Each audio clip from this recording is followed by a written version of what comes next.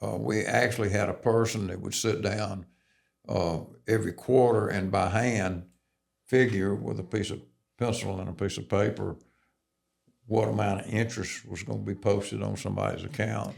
Lauren, what do your days look like if you have to sit and do that by pencil and paper and the ad machine? No. We got a generation working that they're like, Jill, we can't use the ad machine. We don't know how to use it. And I'm like, oh my goodness. Well, another thing that's really interesting about that was at that particular time, there was a general rule of thumb that you had to have 2 bookkeepers for every $1 million worth of deposits or assets you had. Okay. So you had to have 2 bookkeepers.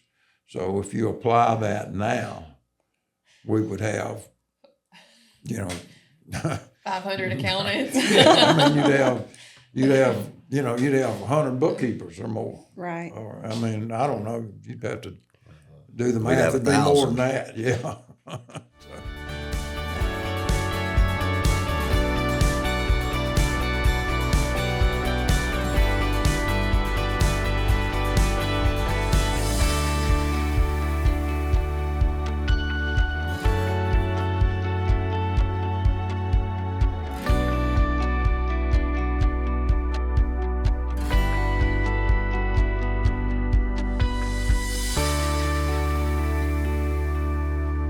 Good morning and welcome back to our Century Check-In podcast brought to you by Century Bank, where we take banking personally.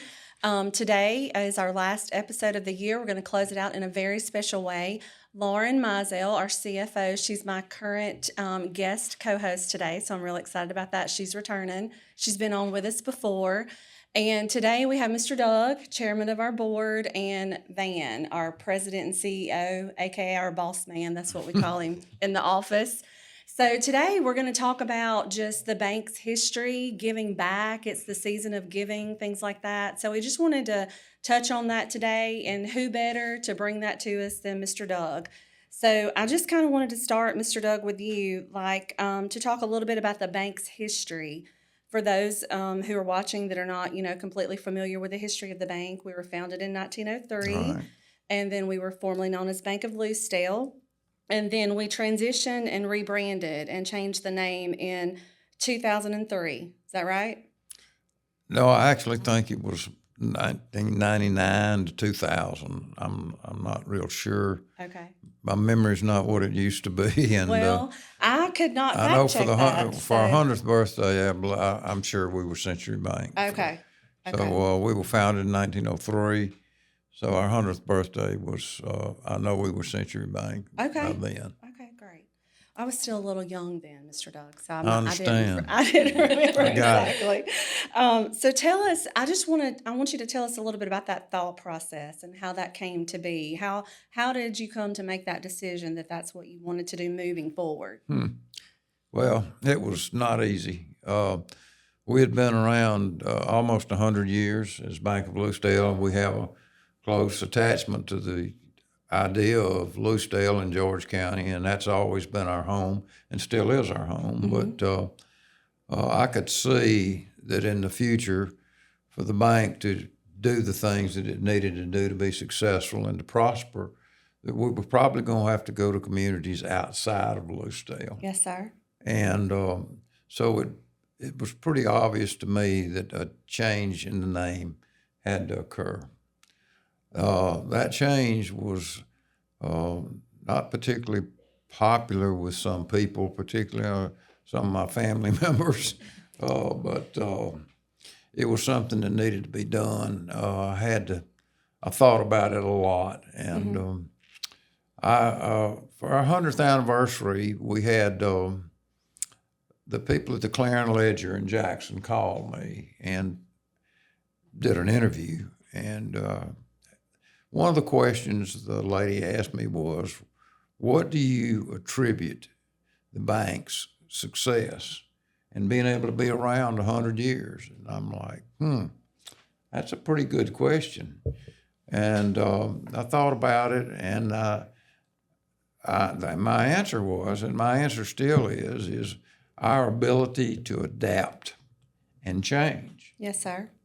And so when I thought about, the name change, and I thought about my ancestors, particularly G.M. Luce, the guy that started the bank. He was a risk taker and a businessman, entrepreneur. You have to be to start something, And so I thought to myself, I said, what would he do? And so I changed it. All right. And here we are. And here we are. Yep. It was something that we had to do to make the bank more versatile, and like I said, I think it was probably one of the best moves we've ever made. That and going into the other areas that we've gone into, I think it's served us well. So. That's great. Well, let's talk about the biggest change that you see. So from when you started in banking to now, tell us what you feel like. Of course, we all have an answer in our mind. I'm sure it's going to be the same thing. But what do you think the biggest change is from then till now? Well, I'll tell you one thing that really hasn't changed first. We're still dealing with people. And people are people now just like they were. Right, the customer. Yeah, in 1903, and people are going to be people in 2050. They still want personal attention. They want to be taken care of. That's right. And in my opinion, I think that's what we do so well here is we certainly try. That's right. And I certainly endorse that 100%. But so the fact is, anything that we do is going to be oriented around the idea that it's people, for the people, for the customers, and for our employees. They're important too. That's right. And so I'd have to say that the biggest absolute, outside of just absolute change, would be computers. That's right. When I started at the bank, I worked here in there ain't gonna be too many people even know when this was now, really, but I started working here at part-time in 1965. So, I mean, it's just for anybody now to see the real change that's taken place over those years is just, it's mind-blowing. But when I came here, all of the information was posted by machines, and all of it was posted right here. All of the statements were made here. A very hands-on process. It was more than it was a written out general ledger of everybody's checking accounts, you had, debits, credits. Yeah. I mean, we had. I won't mention who it was because I don't want to age this person. But at that particular point in time, savings accounts were paying like 4%, Wow. interest, which it's all that stuff's gone, ebbed and flowed over the years, it go up and down. But we were limited, what we could pay. I mean, we were told what we could pay. Deregulation came about in, I think, 1986. But we actually had a person that would sit down every quarter and by hand figure with a piece of pencil and a piece of paper what amount of interest was going to be posted on somebody's account. Lauren, what do your days look like if you have to sit and do that by pencil and paper It and the wouldn't ad be machine? possible, no. We got a generation working that they're like, Jill, we can't use the ad machine. We don't know how to use it. And I'm like, oh my goodness. Well, another thing that's really interesting about that was at that particular time, there was a general rule of thumb that you had to have 2 bookkeepers for every $1 million worth of deposits or assets you had. Okay. So you had to have 2 bookkeepers. So if you apply that now, we would have, 500 accountants. I mean, you'd have 100 bookkeepers or more. Right. Or I mean, I don't know. You'd have to do the We'd math. have It'd be more 1,000. than that. Yeah. So, Well, and speaking, so that's a real big change. Right. And all of even when we went into computers, it was all done by what we call then batch work. It was all put together at the bank and sent off to a larger bank or data center somewhere else to be processed. And it was all done by hand and taken there by courier. And the idea of sending stuff out over a telephone wire or communications wire was like, let's land on Mars, Yeah. And now we do that all day, every day, all Every those electronic transfers. So speaking about that technology, I mean, Van, what would you say just in your, how long have you been at the bank? Started in 96, so 29 years. Next year's 30. And for sure the technology, I guess I came on right with the big change in technology at not only this bank, but all banks. But when I got here, there was not a personal computer in the bank. It was AS400 based. Everybody had dumb terminals, or not everybody. People who had terminals had dumb terminals, and connected to this old twin-ax black cable. It's about as big as your thumb, and so let's see, 96. Our first personal computer ran Windows 3.1, and then right on the heels of that was Windows 95. And to me, that was the big technology shift. That was the real breakthrough. That was a real breakthrough. When we got our own computers, that made a big difference because there was a real reluctancy, and it wasn't just us, it was every bank, of shipping all your customers' names and information out to somebody, to another bank. Right. And there's some reluctancy for that. I also remember Microfiche. For years, we had Microfiche. Filmed everything, yeah. Yeah, everything was done on Microfiche.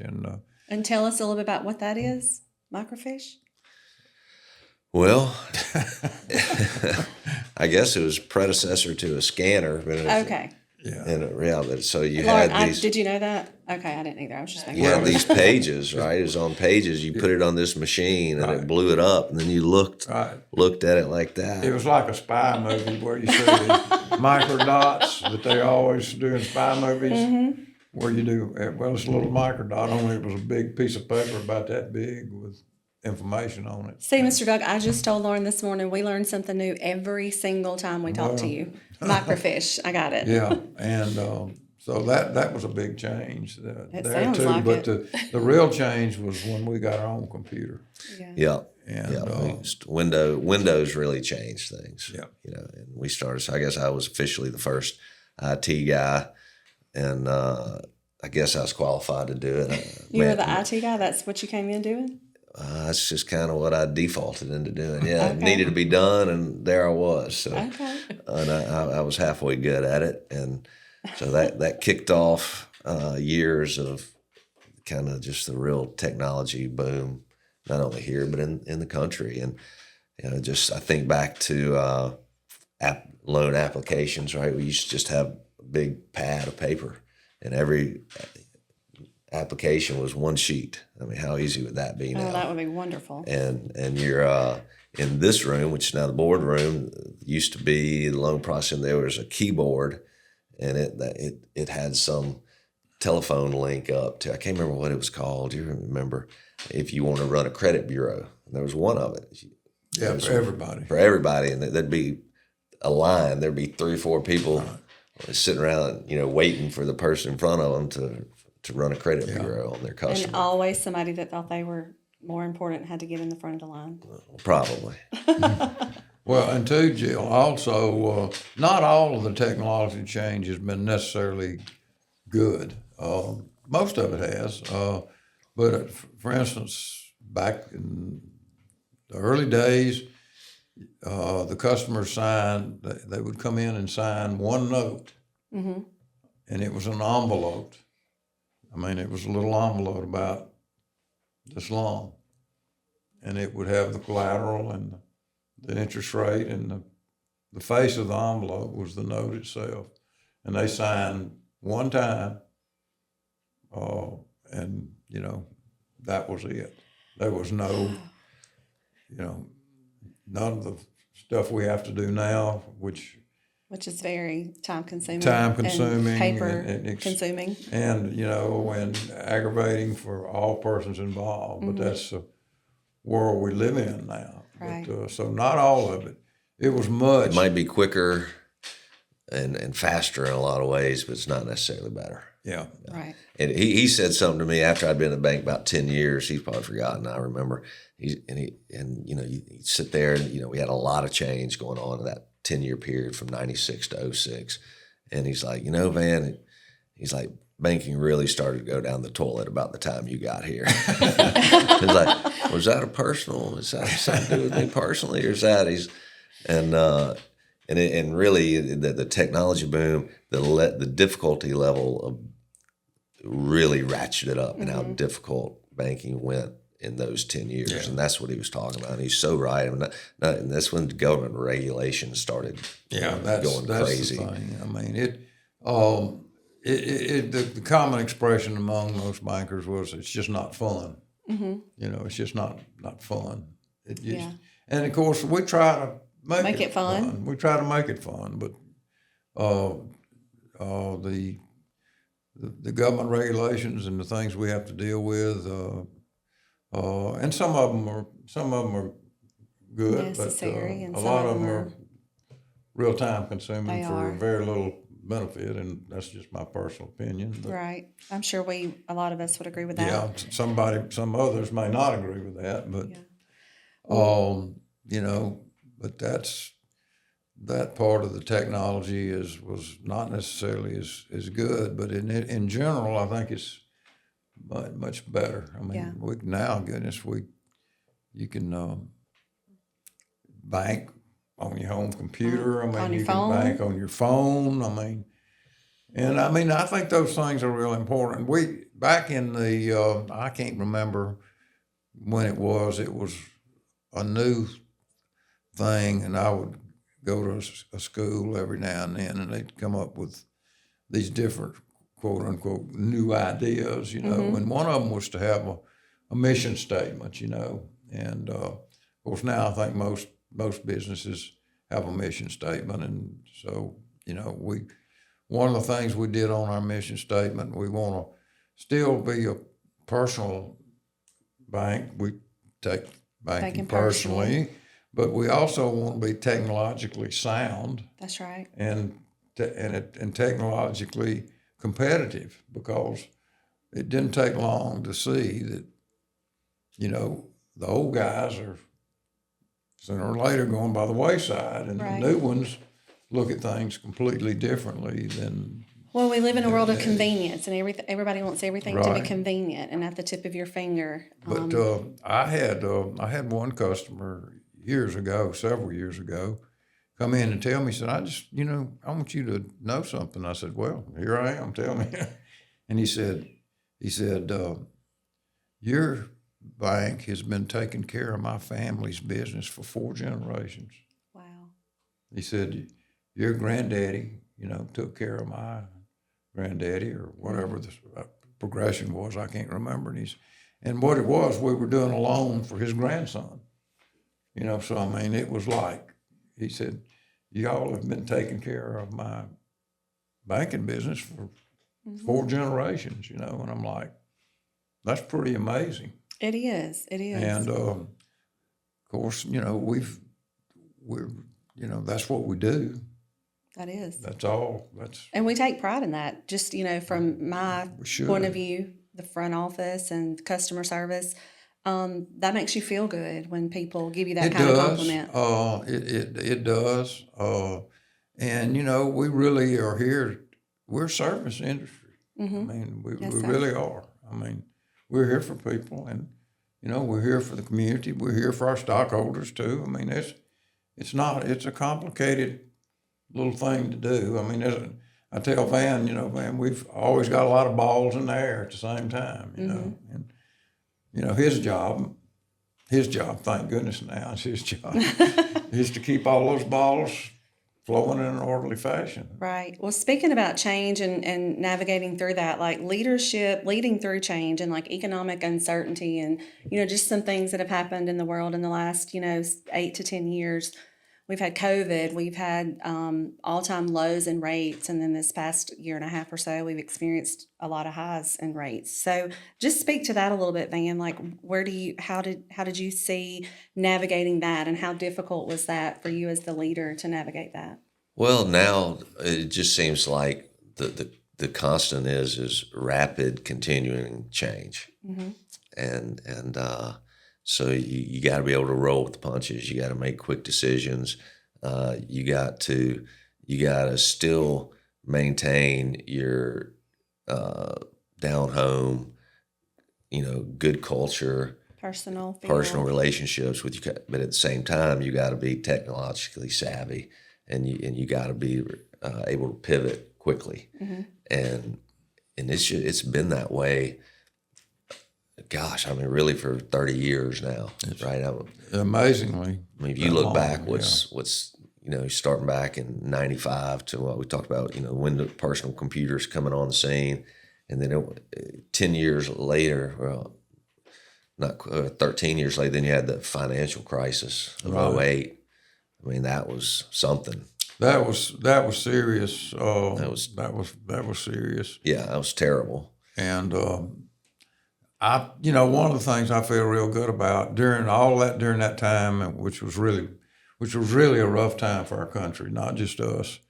Nobody got out of that unscathed, but we still maintained our 4-star rating during that period of time. I felt real good about that. Right.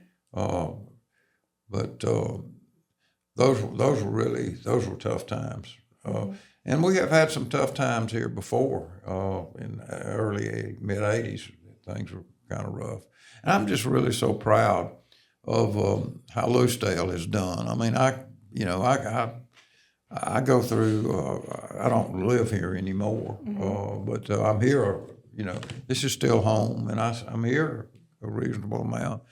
But I'm just so proud of how Lucedale and George County have done, because Main Street looks good. It's growing, and it's been growing fast. It's moving along, and and when it's done well. It's a reflection of our community, and it's really important. All of these things tie together. I've served on the Economic Development Foundation for a long, long time, and by doing that, I begin to see how all of these things really tie together, and the word they use is infrastructure, but you've got to, for a community to thrive, it's got to have a solid and a sound infrastructure, and that has to do with a government, it has to do with hospitals, it has to do with schools, it has to do with financial institutions and other businesses, and so it's important for those businesses to do well, because as they do well, or as our community does well, it's a chicken and egg thing, So when the businesses do well, the banks do well, and when the banks do well, the businesses do well. So right. Well, I'm glad you said that. That was one thing I wanted to talk to you about, like the value of knowing your customer and building that relationship in our community as a strong community bank. And knowing that customer story and how we can help them. We take pride in trying to help our customer and service them personally, in the particular need and in the way they need it. And a lot of times with businesses, we have to really service them in a unique way, depending on what type of business they have, just so that we can make a positive impact that businesses grow in our community. How would you speak to that as far as being so involved in the community, as far as that benefiting our local businesses and the growth of our community here in Lucedale? Well, being home owned and operated is absolutely huge. That's right. You got people from George County taking care of people from George County, and there's nobody else going to do that any better than them. I promise you. That's right. And so, it's absolutely huge that that's the case. But we've always tried to take care of our customers and our employees, and the challenge in all of that is that in so many ways you have to treat people the same, but everybody's different. They are. And And they need to everybody's be- need is different. And everybody's needs are different. And everybody's personality is different. And it's, a lot of times I've heard people think and say that banking's easy. It's not easy. It's not. I think a lot of people in the general public would say that's really a cushy job, but it's not. It used to be a lot easier than it is now. Yes. It did. Yeah. If you do it well, but now if you do any job well, it's not easy. Right. So, I mean, One way let's that clear that up right Yeah. off. One way that I've always felt since I've worked here and been a part of this bank and this organization is that we do such a great job supporting our local community through our schools and our volunteer projects. Lauren and I were talking about that when we had Lauren on earlier in the year. We touched on that, just how important it is to be involved in our community and giving back, and how that's always been important to you. And so we strive to, really make that happen. So Lauren, can you speak to that just a little bit? Like how, we're so involved in our community and the things that we do, like certain projects that, we've taken on that we really want to focus on here at the bank? Yeah, I think we do an excellent job in that our employees are involved in so many different organizations. And some of the bigger things that we do the past several years, for the past 6 years, we've donated through the Early Learning Collaborative Act for the pre-K program for the George County School District and the Head Start. And so over the past 6 years, we've reached $950,000 that we've donated through that. So that's major. I mean, that's enough money to really make an impact. It is. And to see those tax dollars spent and used in our local communities, I think that is just such a great thing to be able to be a part of that. Well, it is a great thing. We have employees' children who went through that program. Your girls went through the pre-K program. My niece is currently in that program. And so you can tell with, really spending time with those kids and seeing those kids, what a difference that early learning age is for them. So I know that that's always been one thing that we've been so proud of. And partly because we also put a lot of time into that. Like we put a lot of volunteering time into that actual project. Yeah, we've been very involved in the Head Start for a long time. And Mr. Doug, you might want to speak about that a little bit. Well, I will mention one name about that, and there are others, but Billy Knight. Yes, sir. Mr. Billy Knight. Mr. Knight. He gave a talk at the Rotary Club, and I was there, and he happened to just mention, he said, if any of y'all would like to come out and visit, I'd like to see you, And so I was out making calls and one afternoon, and I was down by the Head Start, and I said, it's kind of one of those things that just kind of pops in your mind. You don't know why. You just, I think I'll stop by there. So I did. And I mean, it was amazing. Those children were so amazing. And, they're at that time, I don't know what they're doing now. Their primary focus was reading. Mm-hmm. And they still doing that? They do. Mm-hmm. Yes, so they still doing it. They have guest readers that come in. We do that. We have several people that do that. I've done that before. Mm-hmm. When I got through, they said, "Now this is why you really need this program. Is because you don't want to be like him." But I've done that before, and if you stop and think about it, in this society, in this world, if you can't read and write, you got no chance. That's right. Particularly read. I mean, you got no chance. So I mean, the way I look at it, and those children, we all tend to think about children as the way we were raised or the way we raise our children, and unfortunately, it's not necessarily that way. That's I mean, right. Not everybody has the not same everybody has situation. that situation, and so I really look as Head Start, and I'm real proud of the fact that we got involved with it. That's been 40 years ago now. I'm real proud of the fact that we got involved in Head Start because it's truly an investment. It is. I mean, it's not just it's not just being thrown away. It's when you're out there helping those kids learn how to read and Some meals. yeah, and getting at least one good meal a day. Mm-hmm. They actually get 2 now. We were Do there they? for breakfast and lunch Yeah. one day. Yeah.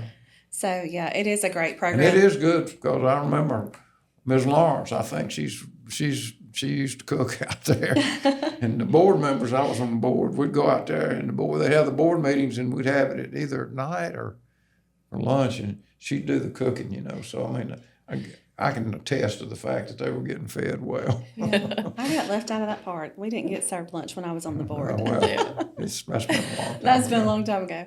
Well, and so that's just one of the things. So there's a couple other things, Lauren, that we do so well, especially in our individual communities. We service multiple communities at the bank, 2 in Mississippi, 2 in Alabama, different counties. So another large thing that we've done, really started last year, was we partnered with Feeding the Gulf Coast, and they have a dollar for dollar tax credit type thing also. And so last year we gave them $20,000, and this year we gave them $50,000. And I think that went to help feed 250,000 meals. And so families that are locally impacted by that in Mississippi and Alabama. Right. So especially with, this time of year and all the hardship that people are going through right now, that was really, really appreciated, I feel like. And that's a great use of our funds back into our communities. Mm-hmm.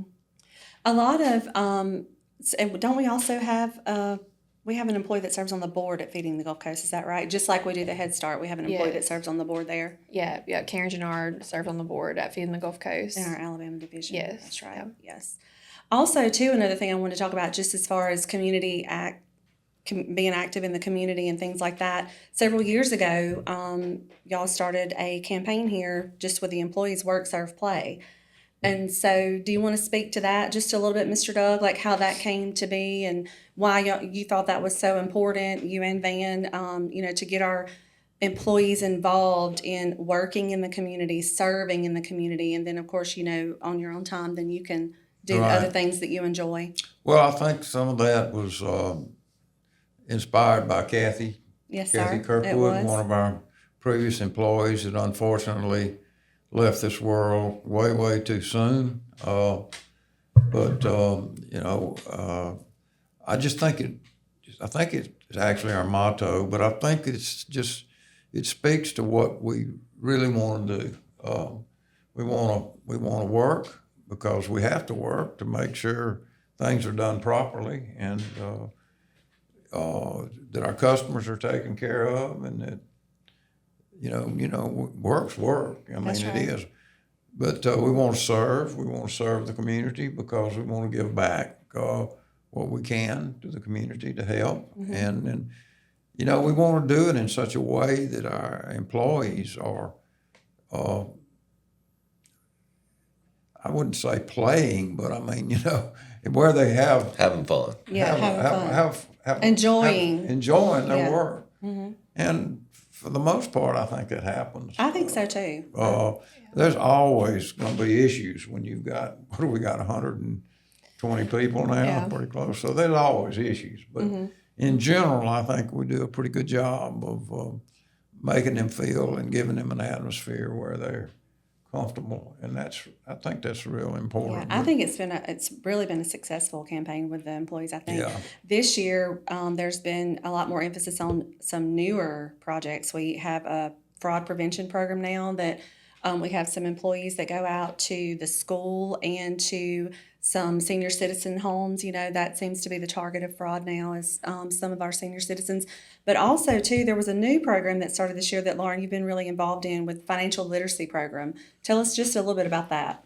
So Stacy really has been the one heading that up. She's gone into a lot of the elementary schools and high schools and doing budgeting for kids and just early learning of money skills and that sort of thing a couple weeks ago, I did get to be involved in the Mississippi Bankers Association did a Bankers in Every Classroom week. And I know myself and Stacy went into 2 local schools in George County, and it was really fun just to, get out there and talk to the kids and kind of tell them a little bit about, money and money skills and wants versus needs and that sort of thing.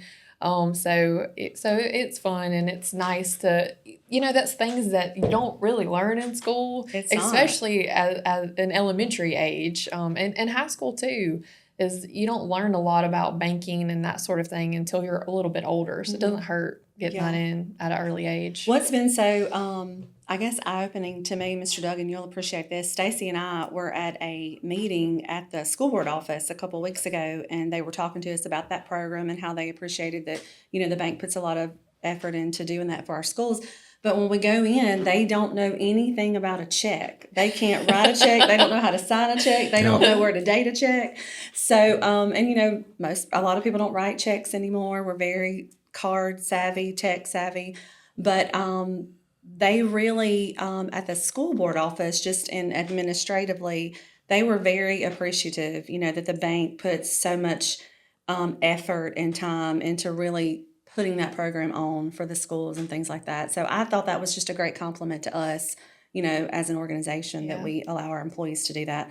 Boss man, let's change to you just a little bit today. So talk about just a little bit about leadership and culture and personnel development. And, we have always had long tenured, loyal employees here. So tell us about navigating through that, like in this new generation. How do you think that we can go forward to maintain that longevity and that loyalty in employees, new employees? Well, the great culture that we have, we had it when I started here. We do. So it's been about maintaining and building and continuing and keeping that to grow. And talking about the work, serve, plays, it's what we did. We just came up with a tagline for what we do and have been doing. It's not like that was a new thing. We just gave it a name. I mean, everybody works. You go, you serve your customers, your community, your fellow employees, and you have fun doing it. So, like I said a little bit earlier, the challenge now is keeping all that in the age of technology where everybody expects everything immediately and instantaneous. Right. And then of course all the pitfalls that go along with that in the cyber world. So it's like Doug said, it's a juggling act. It is. It is a juggling act in a time of constant change. So I think we do a good job of keeping our focus on what's important to our communities and what's important with our employees. We find that, I think we strike that balance well. We do. Good answer. Good answer. Good answer.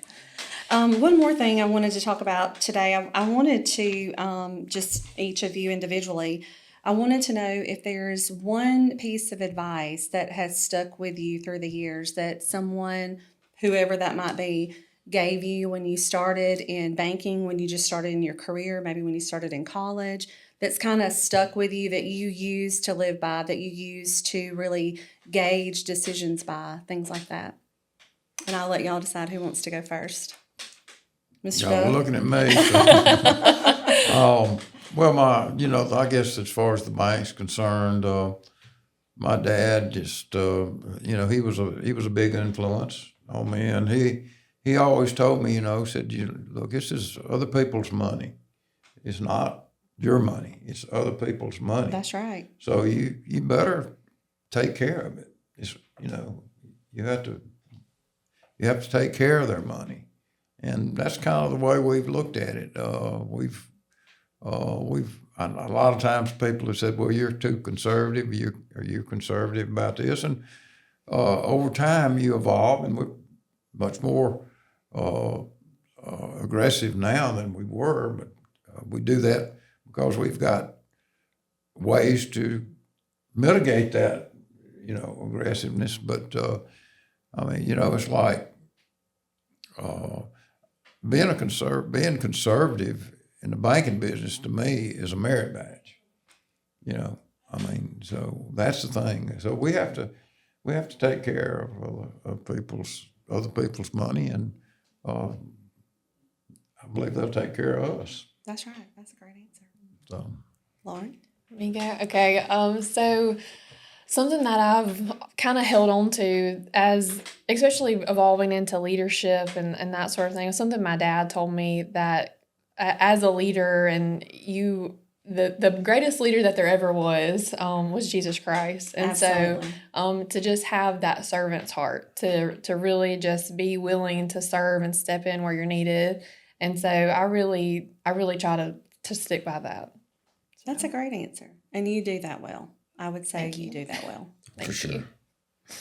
You know, for me, one thing that, and I probably Doug that said it, and it's something that you sit back and you look at the change in the banking landscape over the last 30 years. And of course, now there's been some new problems that have crept up, like you saw at Silicon Valley Bank. But if you focus on keeping a good, clean, make good loans, a good, clean loan portfolio, then you can deal with all the other problems. So that is one thing that I've always taken with me and tried to make sure that happens. So, and I think in 30 years here, since I've been here, I'm not saying it's because of me. I'm just saying that is something that we as a bank have focused on. And even through hard times like the '08, I mean, we weathered a lot better than others did. And so taking care of our customers, making good loans, that's your top priority. Good answer. Good answer. Lauren, is there anything on tap for next year? Anything exciting that we're looking forward to? Anything that we're doing that you can tell us about? Well, for this year, we haven't officially announced what we're giving to the Early Learning Collaborative Act for 2025. Okay. So we're gonna reach the most that we've ever given. So we're gonna be giving $300,000 this year. Wow. So that's really exciting. So Real not really exciting. necessarily for 2026, but we gotta get through 25 first. Right. But. So that'll be year in for 25. Yeah. That'll be our Yep. So we're excited about that. okay. What else? Yep. So that will take us over the $1 million mark that we've donated for them. So And how do you remember right off the top of your head how many years we've been doing that? 6 years. This will be the 6th year. This I think will be the 7th year. So we've given for 6 years. We've given so. for 6 years. Yeah. It was That's about amazing. like 3, doesn't it? I know. So Yeah. going Yeah. by fast, yeah. Yeah, and that's every time I do that. I'm pretty sure I told this story last time, but it's okay, tell me. but whenever how that started really was Kathy Kirkwood. It was, yep. And every time I do it each year, I just have such a great memory about her. She came to office and she was so excited. She was like, "Lauren, I got something big. Like I got something we're gonna be able to do. It's gonna be a tax credit. It's gonna really make a difference." And so every year I just think about that when we go through that the paperwork and that sort of thing. Just how excited she was, and really getting that started was really thanks to her. And she was serving on the board for the Head Start at the time. She was. I will never forget. She was transitioning off. I was transitioning on. I went on to the board after she did, and so she was trying to bring me up to speed and tell me all about it. And you have to wrap your mind around it. It's a little bit. But yeah, when she told me, I was like, "There's no way. It can't be the but it is." And it's. I think I said the same thing. There's no way. And it's really not a difficult process. It kind of sounds like one of those things that sounds a little too good to be true, that you can basically, pay your state taxes to your local communities, but it's really simple. It's not a hard process, and the school district makes it a really easy, smooth transition. So Yes. it's really something that, we've tried to encourage other, people in our communities to do.